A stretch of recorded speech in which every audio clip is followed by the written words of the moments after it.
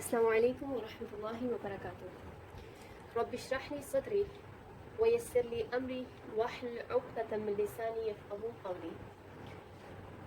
آج کی ویڈیو میں ہم پڑھیں گے الف کے مخرج کے بارے میں۔ الف منہ کے خالی حصے سے ادا ہوتا ہے۔ اب سب سے پہلے جو چیز الف کے بارے میں ہم نے سمجھنی ہے وہ یہ ہے کہ قرآن پاک میں جو الف آتا ہے وہ کتنی طرح کا ہے۔ سب سے پہلے حروف مقطعات میں الف آتا ہے۔ حروف مقطعات کہتے ہیں الف لام میم صاد، الف لام را، الف لام میم را وغیرہ، یہ سب حروف مقطعات ہیں جو قرآن پاک کی بعض سورتوں کی ابتدا میں آتے ہیں۔ دوسرا الف جو آتا ہے وہ قرآن پاک میں ہے الف مدہ۔ الف مدہ اس الف کو کہتے ہیں جس سے پہلے والے حرف پر زبر ہو، اس سے پہلے جو حرف آتا ہے اس پر زبر ہو، وہ الف مدہ کہلاتا ہے۔ تیسرا الف جو قرآن پاک میں آتا ہے وہ الف ہے جس کے اوپر حرکت ہو۔ الف کے اوپر زبر ہو، یا دو زبر ہو، یا کھڑی زبر ہو، یا ساکن ہو۔ یہ تمام حرکات جس الف پر آتی ہیں وہ الف حرکت لینے کے بعد الف نہیں رہتا بلکہ حمزہ بن جاتا ہے، اور اب اس پہ تمام حکم جو لگیں گے وہ حمزہ والے لگیں گے، الف والے نہیں لگیں گے، گویا کہ اب الف ہی نہیں رہا۔ چوتھا الف جو قرآن پاک میں آتا ہے وہ ہوتا ہے زائد الف۔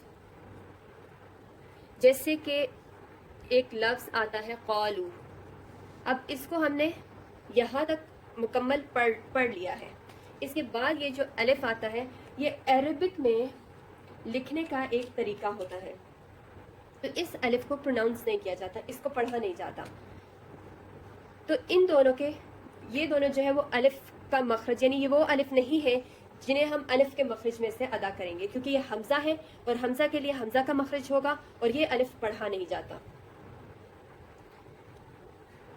اس لیے ہم ان دونوں الف کو ہٹا دیں گے، ان کا ذکر ہم ان کی جگہ پہ کریں گے۔ اب ہمارے پاس رہ گئے ہیں دو الف، ایک حروف مقطعات والا جس کو ہم پڑھتے ہیں الف، اس میں الف کو پورا پڑھا جاتا ہے، حرف کو پورا پڑھا جاتا ہے، تو اس کو ہم الف پڑھیں گے۔ اب الف پڑھنے سے ہمیں یہ معلوم ہوا کہ منہ کے خالی حصے سے ادا نہیں ہو رہا، کیونکہ یہ مکمل لفظ ہے، لیکن اس کو پڑھنے کا طریقہ ہم سیکھیں گے، وہ اس لیے کہ بعض حضرات اس الف کو پڑھنے میں غلطی کرتے ہیں، اور وہ غلطی یہ کرتے ہیں یا تو اس کو الف پڑھتے ہیں یا آلف پڑھتے ہیں، یہ دونوں طریقے اس کے پڑھنے کے غلط ہیں۔ اس کے پڑھنے کا طریقہ ہے الف، اس کی کسی حرکت کو ہم نے لمبا نہیں کرنا۔ اب ہمارے پاس جو ہے صرف ایک الف رہ گیا ہے، وہ ہے الف مدہ، اور ہمارے مخرج کا نام ہے منہ کا خالی حصہ، تو اب ہم نے یہ دیکھنا ہے کہ ہم الف مدہ کو کیسے ادا کریں گے۔ منہ کا خالی حصہ وہ حصہ ہے جو زبان کے اوپر کا حصہ ہے۔ اب ہم جب اس آواز کو پڑھیں گے ما، تو یہ واضح ہے کہ یہ کسی اور مخرج سے ہم نے 5 پرنسپل مخارج پڑھے ہیں، زبان، ہونٹ، خیتوم اور حلق، یہ ان چاروں سے ادا نہیں ہو رہا بلکہ یہ صرف منہ کے خالی حصے سے ادا ہو رہا ہے، ما۔ اب یہ ہمیں علم ہو گیا کہ الف کا مخرج منہ کا خالی حصہ ہے، منہ کے خالی حصے سے 2 اور حروف ادا ہوتے ہیں، ایک واو جب وہ مدہ ہو اور ایک یا جب وہ مدہ ہو۔ حروف مدہ کیا ہوتے ہیں، ان کی لمبائی کتنی ہوتی ہے، ان کو پڑھنے کا طریقہ کیا ہے، انشاءاللہ یہ ہم تب پڑھیں گے جب ہم حروف مدہ کا ٹاپک پڑھیں گے، لیکن فی الحال ہمارا کنسنٹریشن صرف اس مخرج پہ ہے کہ منہ کے خالی حصے سے اس کو ادا کیسے کرنا ہے۔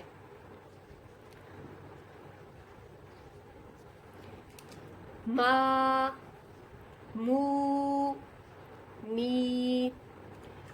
اب اگر آپ اس کو ادا کریں گے تو آپ کو واضح یہ محسوس ہوگا کہ یہ تینوں جو مدہ ہیں، حروف مدہ ہیں، یہ تینوں ادا ہو رہے ہیں منہ کے خالی حصے سے. اب اس میں غلطی کہاں ہوتی ہے؟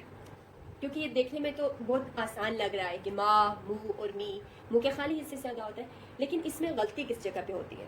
غلطی تب ہوتی ہے جب انسان اس مخرج کو منہ کے خالی حصے سے خیصوم میں لے جاتا ہے.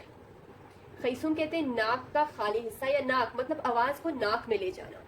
جب آواز منہ کے بجائے ناک میں جاتی ہے تو یہ ہو جاتی ہے اس کی پروننسیشن غلط.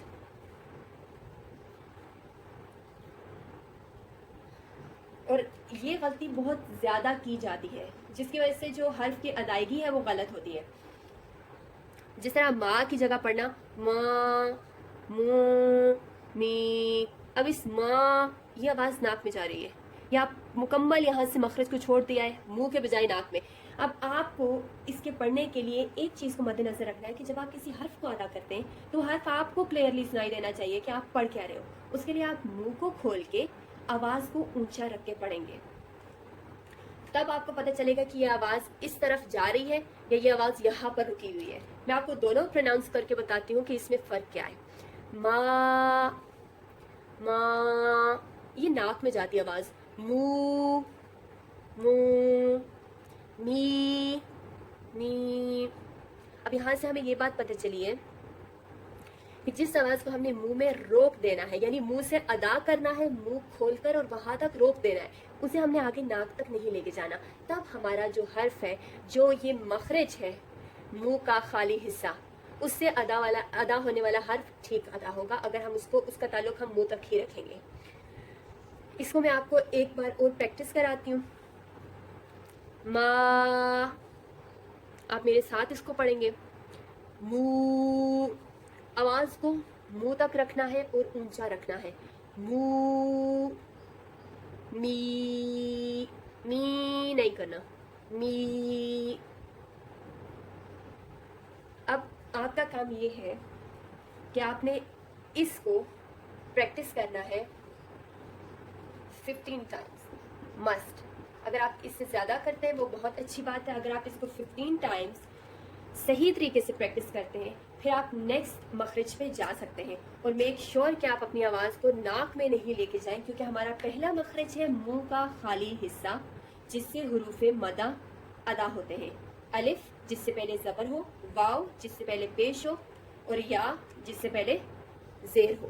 یہ تین حروف مدہ جو ہیں منہ کے خالی حصے سے ادا ہوتے ہیں، اور آپ نے ان کو منہ کے خالی حصے سے ادا کرنے کی پریکٹس کرنی ہے. تو آج کا جو ہے آپ کا یہ کام ہے، آپ اس کو 15 ٹائمز منیمم پریکٹس کیجئے، اور اس کے بعد انشاءاللہ ہم نیکسٹ ویڈیو میں نیکسٹ مخرج کو پریکٹس کریں گے.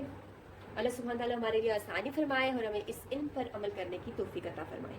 السلام علیکم ورحمۃ اللہ وبرکاتہ.